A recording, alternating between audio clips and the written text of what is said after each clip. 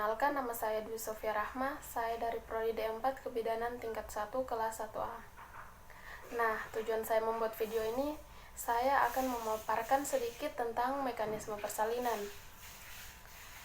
Sebelum lanjut, kita harus tahu dulu apa itu mekanisme persalinan. Mekanisme persalinan merupakan serangkaian perubahan posisi bagian presentasi janin yang merupakan bentuk adaptasi atau akomodasi kepala atau bokong janin terhadap jalan lahir. Presentasi janin secara umum dapat dipastikan dengan palpasi abdomen dan kadangkala diperkuat sebelum atau pada saat persalinan dengan vagina touch atau biasa disebut dengan VT. Mekanisme persalinan terdiri dari yang pertama yaitu engagement atau kepala memasuki pintu atas panggul. Yang kedua descent atau penurunan kepala. Yang ketiga fleksi. Yang keempat putar paksi dalam. Yang kelima ekstensi. Yang keenam putar paksi luar. Yang ketujuh ekspulsi. Kemudian kita lanjut ke langkah-langkahnya. Yang pertama tadi ada engagement, di mana kepala memasuki pintu atas panggul. Kemudian kepala memasuki pintu atas panggul, di mana posisi kepala berada di posisi sinkletismus atau di mana sutura sagittalis berada sejajar dengan sumbu lahir.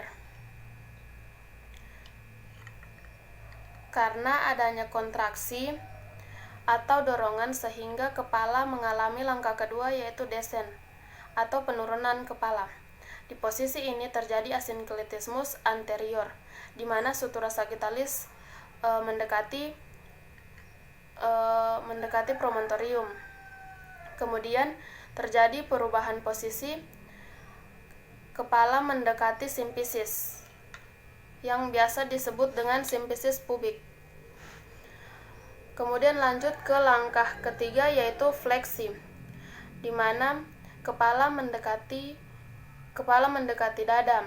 Nah, di tahap ini kepala sudah mengalami os 3 atau os sciatica dan kepala tertahan di simfisis pubik. Kemudian lanjut ke langkah yang keempat yaitu putar paksi dalam, di mana posisi kepala yang mengalami putar paksi dalam ini subocciput atau ubun-ubun kecil mengalami perpindahan posisi, yang tadinya posisinya di pinggir berpindah ke posisi bagian tengah atau di depan, putar paksi dalam. Kemudian langkah yang kelima yaitu ekstensi, di mana dagu menjauhi dada. Ekstensi lawan dari fleksi tadi, yaitu dagu menjauhi dada. Kemudian lahirlah kepala, mulai dari ubun-ubun kecil, dahi, mata, hidung. Kemudian masuk ke langkah berikutnya yaitu putar paksi luar, di mana putar paksi luar terjadi karena kepala mengalami penyesuaian atau kepala menyesuaikan dengan sumbu badan janin, putar paksi luar. Kemudian terjadi proses yang terakhir atau langkah yang terakhir yaitu ekspulsi, di mana lahirnya secara berturut-turut, dimulai dari bahu anterior, kemudian bahu posterior.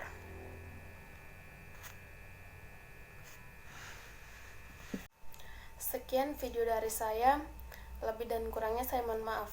Wassalamualaikum warahmatullahi wabarakatuh.